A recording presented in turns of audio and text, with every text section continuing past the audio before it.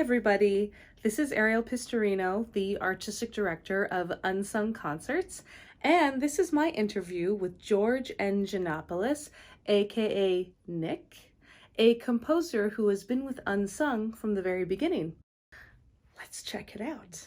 I know you want to chat. Why don't we start with the basics?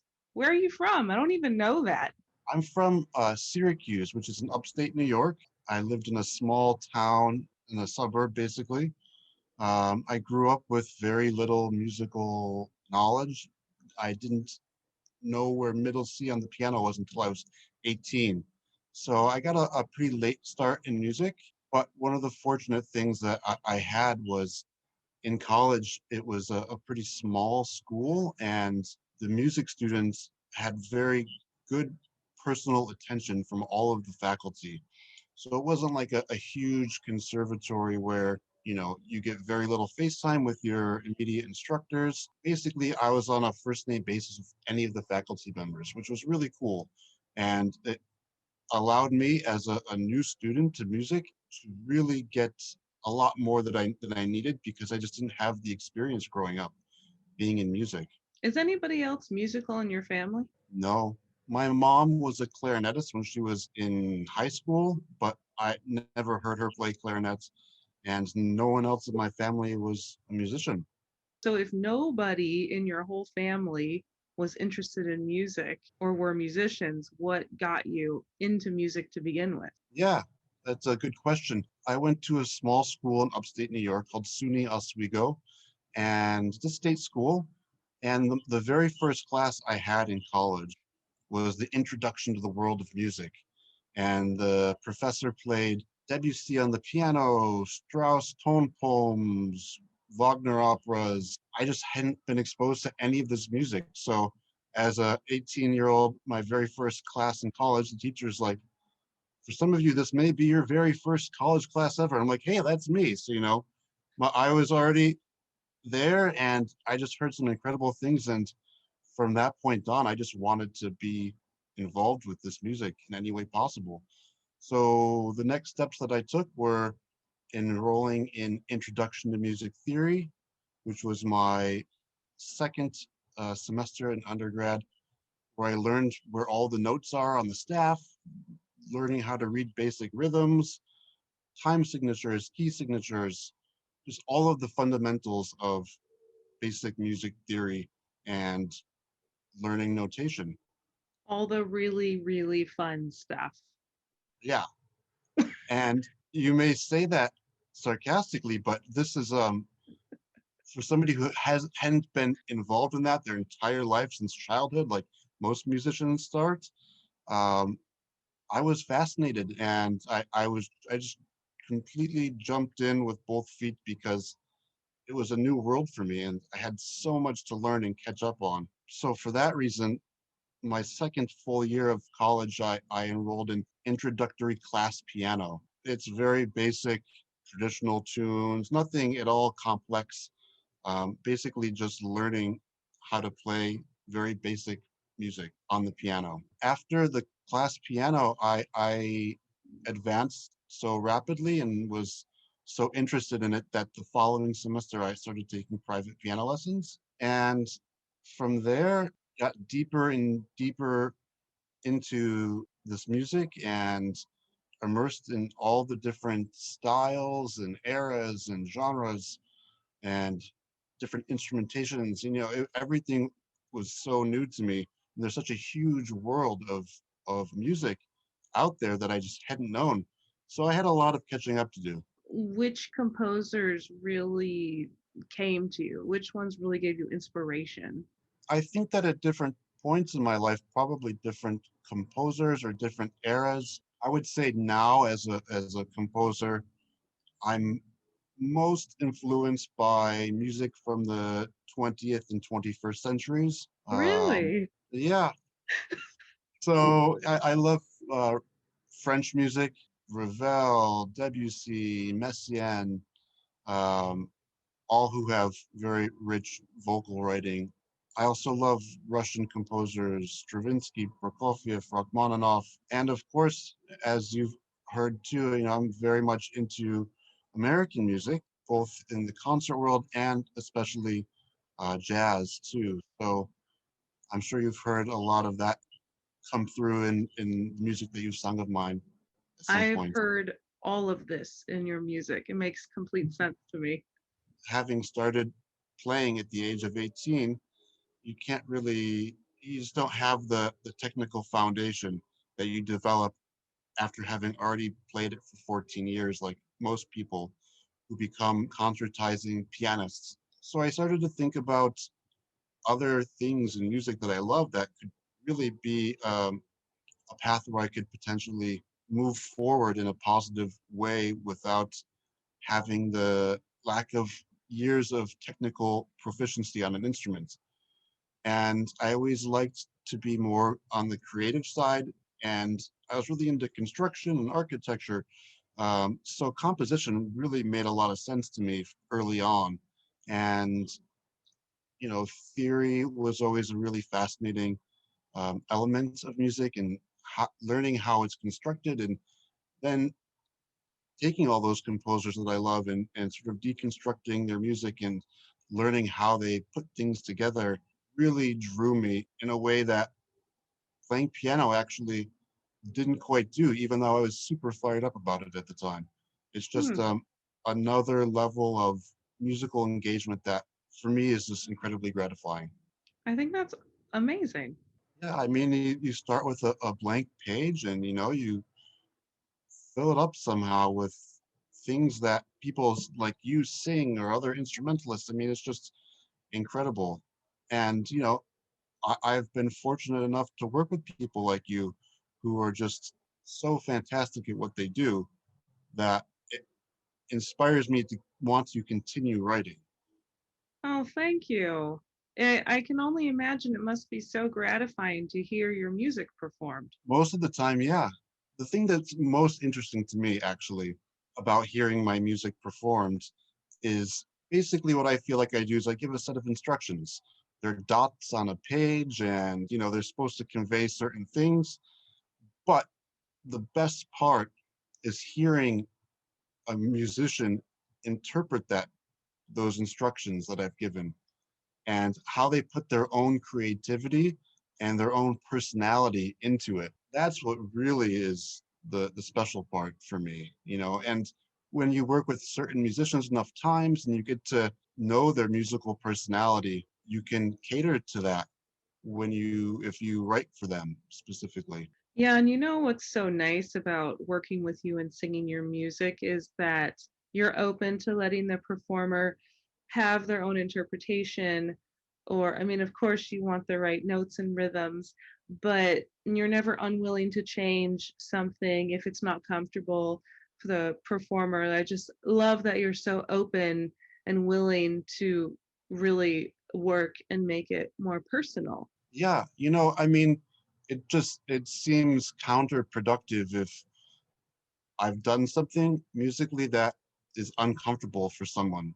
One of the things that I really try to take a lot of care with is making sure I don't write things that are not idiomatic for an instrument, whether it be a voice and knowing if the syllable lands in the right place because it's more comfortable here or less awkward if I do it this way. The same thing with writing, for string instruments. What double stops are practical and playable? Is this passage too challenging or too just non-idiomatic for that instrument? So getting that feedback from musicians is so important because it just helps you grow as a composer. I can't possibly know everything for every instrument as much as I have learned and gotten over the years. Working with a musician is just another level of gaining a deeper and more fundamental understanding of that instrument, whether it be voice or a flute or an oboe or a bassoon, whatever. The more you get to work with the musicians, um, the better you learn about all these instruments and what they're capable of. It's so important that we all stay open to learning and just making music together. Yeah, and I have to say that I feel like with you especially, I've gotten to know your voice so well because you've sung so much of my music, and which I'm super grateful for. That when I was writing the last silent voice for you and Scott, that I really felt confident that I was writing to the strengths of your voice, I feel like. I also felt that way. And it's kind of amazing to sing something that is specifically written for me. Like it's such a cool experience. Yeah. I know that you sing a lot of contemporary music, and I mean it's just incredible how much you've done for composers, not just me, but a lot of my friends and colleagues and people that I don't know. I mean, Thank you. Well, I love it. I like being the first person to do something. It's like going into outer space or something. that's a good way to put it. I don't know how else to say it. That's what it feels like. So It's now, with that in mind, I'm going to ask you, what's your favorite instrument to write for? that's honestly, I would have to probably say the voice, not just the soprano voice, but all different voice types. I mean, I've written so far 12 song cycles, some of them with multiple different instrumental combinations. Obviously, the one act opera, choral works, art song for with different instruments, the one with cello, two with percussion. You wrote a cycle I, for four different singers. Is that right? Am I remembering that yeah, correctly? yeah, that was actually performed on an unsung concert Yeah, a while ago. many years ago. Yeah, that's a set for 13 songs, short songs of Jack Kerouac haiku. And basically, I have three songs for each voice type, and then the 13th song, it's a SATB. That's a favorite one of mine for sure. Yeah, I Um, thought that was a very cool cycle. What draws you to text? for me, it's really about vivid language, like Hmm. things that are really colorful and imaginative, things that just allow your imagination to sort of open up to different sort of tone pictures. I don't know how to describe it really. Um, Do you mean, is it like you're reading poetry and it's almost like the words make you hear sounds? I would say that that's true sometimes. For me, one of the most important parts is just having a, and this is not something that I knew early on. This is something that I've learned having composed so much of the voice, is to really internalize the text. You need to have found some sort of way that you think is natural of reciting it or saying it in order to be able to set it in a way that is coherent to me.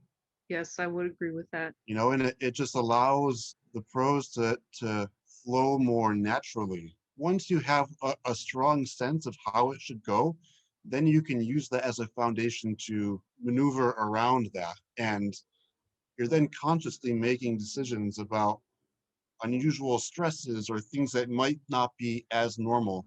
And those can be musical decisions then. You know, they're no longer just the way that you think the poem should go. It allows you to take one step further than the foundation that you've already sort of created for yourself. Almost like the poem creates the music in a way. In many senses, yeah. The words of the text can evoke a musical atmosphere too. You know, if it's sort of a brooding text, you know, you can immediately start to conjure up some other extra musical things that you could do to sort of tone paint, you know, which is something that draws me to writing for the voice so much, I think. I think you do a great job of not trying to impose musical ideas onto text where it doesn't work. Yeah, I try to anyways. I mean, it just would feel unnatural to me, you know, and I definitely have learned a lot about writing for the voice, having worked with some excellent singers and just learning what's comfortable and common for the voice. And you know, it requires a lot of listening and study. And the thing that's most challenging about writing for voice too is that no two voices are alike. Pretty much every other instrument, you know that if you hit middle C on a piano, you kind of know what you're going to get when you hit it more or less. but each voice is just so different from one another that um, makes it so much more exciting to work with different singers because you know you're getting a completely different instruments each time. And that's part of the fun.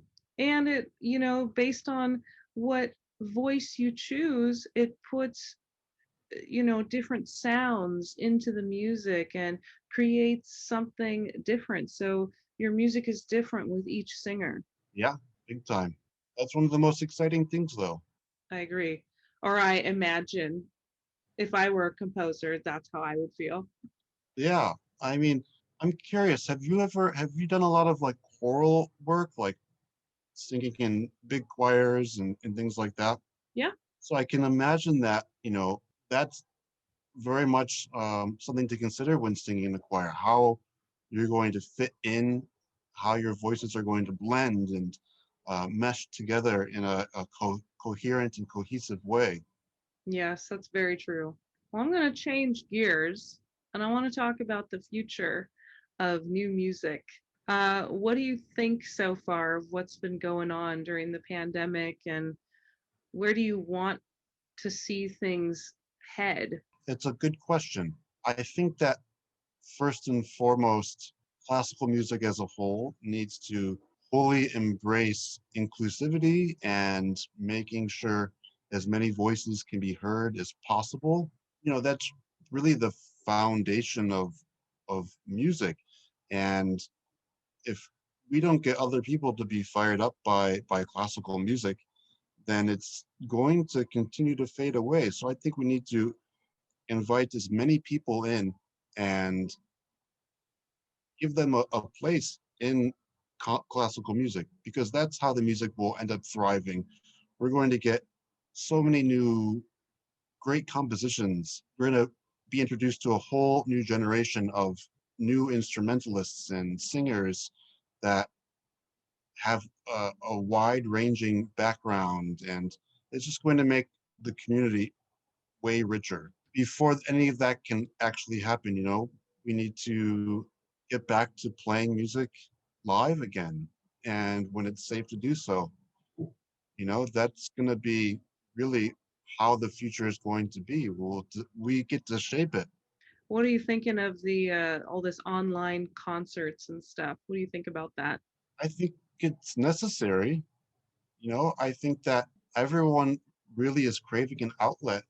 You know, People have been doing this their entire life, and all of a sudden, for over almost a year now, you can't do it publicly. So do you just let that go and not do anything? I think that doing recordings and video concerts after a year, it's pretty exhausting. I think it's still better than not doing anything. I wish there was, maybe better ways to monetize it or get musicians compensated for all the time and effort that it takes to do these recordings.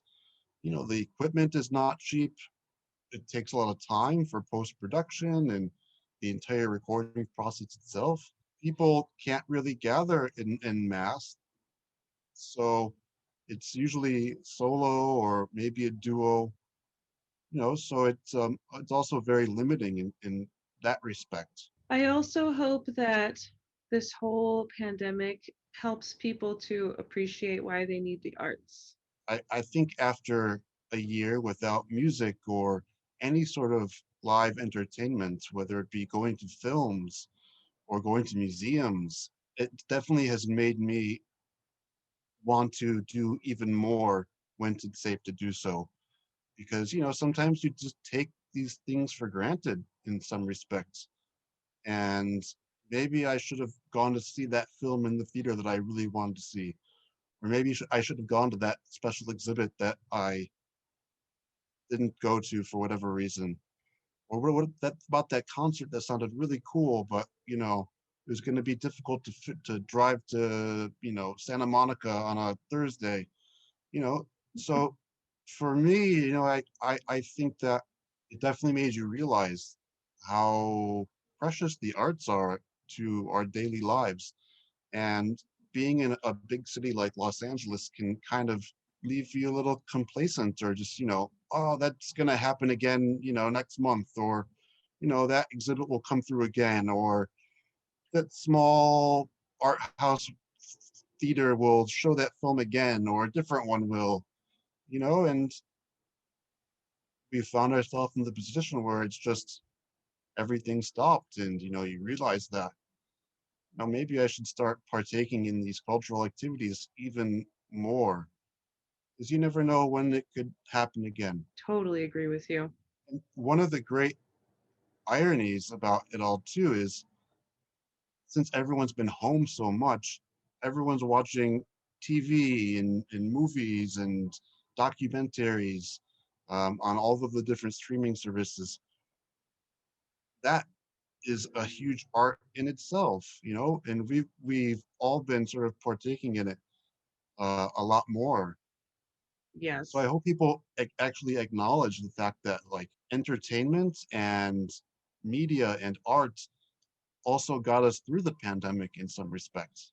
I think most definitely it did. Can you imagine if we didn't have TV or podcasts or Exactly. books to read? I mean, the world is already crazy. If we didn't have those things, I mean, I Yeah. feel like it would be chaos. Right now, I feel like is one of the most vibrant times in new music. You have people who are doing super tonal music, and there's people who are doing extremely experimental music. And I think that there's room for everyone, no matter what sort of style or genre or ism that you're doing in the new music field. Do you think this whole pandemic will create almost like a second renaissance? I guess we'll just time will tell, I mean, I think that there's been a lot of really creative people who have been in hibernation, or that maybe they're working on their next fantastic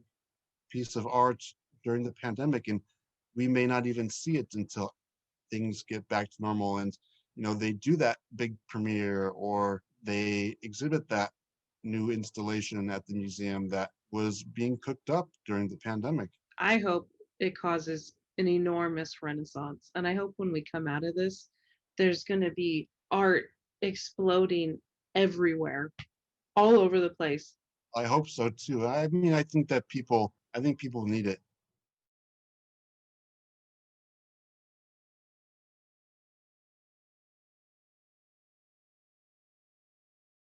What is your favorite word? Fantastic. Fantastic? Yeah. That's a good word. What is your least favorite word? I mean, there are definitely some words that I would love to hear completely, not in regular use in the English language. Yes. There's definitely some choice words, um, but I don't think that I have a least favorite word. Hmm. Okay. Okay. What is your favorite curse word? Say that? Is this a family Oh, friendly no, program, this or is not family friendly. I just like the common ones. I don't get particularly creative with my cursing. Really? Yeah. Okay. Okay. You're being so polite. All right. Very good. What sound or noise do you love? Only because just the other day we had gotten some package in the mail, and it had some bubble wrap around it. And it was the first time that I gave my son Dorian the bubble wrap before, so he can try and pop it. And he didn't get it at first, and I kept trying to show him. And then he got hooked on it. He started, like, twisting it and making those popping sounds. So recently I heard that sound, and I really like that sound. I also like that sound. What about a sound or noise that you hate? Like when a motorcyclist goes really fast past you, and Yes. it makes that really loud, like, guttural sound. Yes. that's also piercing in some way. It's like has this whole spectrum of noise that Yes, agreed. I find unpleasant. Yeah, I live in Glendale, and I swear there's like 5 motorcyclists who live on my block. So what other profession would you ever consider doing? Probably architecture because that's one of my other passions. I mean, I love looking at buildings from all different eras and styles, um, and just being in them and seeing the different construction materials and um, really getting intimate with a space and knowing, it's very much like composition. You see the structure and the thought behind how it has come together. I think that there's a lot of similarities in being an architect and being a composer. I mean, both start their work is on paper essentially, and then other people bring it to life. That makes sense. Do you have a favorite building?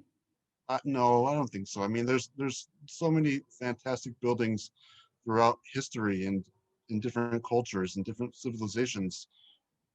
I would be hard pressed to choose one architect that I say that I really love and whose work haven't been fortunate enough to see in person would be Gaudi, who's most of his work is in Spain. Hmm, So I really look forward to being able to see that someday in person. that would be really amazing. That would be fantastic. Exactly. So, my last question for you is, if there is a heaven, what would you like to hear God say to you when you enter the pearly gates? Are you sure you're supposed to be here? I like that.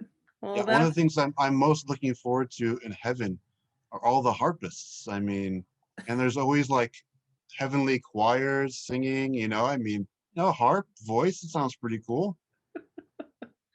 Do you think that they would perform your music in heaven? I don't think so, no. What do you think? No. Hey, but they've got Bach, so it's all good, that they're better off. I think your music would maybe end up in purgatory, if anything. All right, I'll chill there. Awesome. Thank you so much for doing this interview. This was fun chatting. Yeah, it's my pleasure. Thank you for thinking of me and looking forward to all of the great things that unsung is going to be doing in the future. And I'm just really excited to see how the direction that the organization takes. Thanks. Yeah. I mean, I had to interview you first. You've been on like every concert. Yeah, almost, right? I mean, it's been an incredible experience for me. I mean, it's just a great thing to be a part of. And, I'm always surrounded by fantastic colleagues, whether they be composers or singers or instrumentalists. I mean, it's just a great company to be in. That I think we've been really, really lucky to get such quality musicians here in LA. So I'm very grateful for all of them.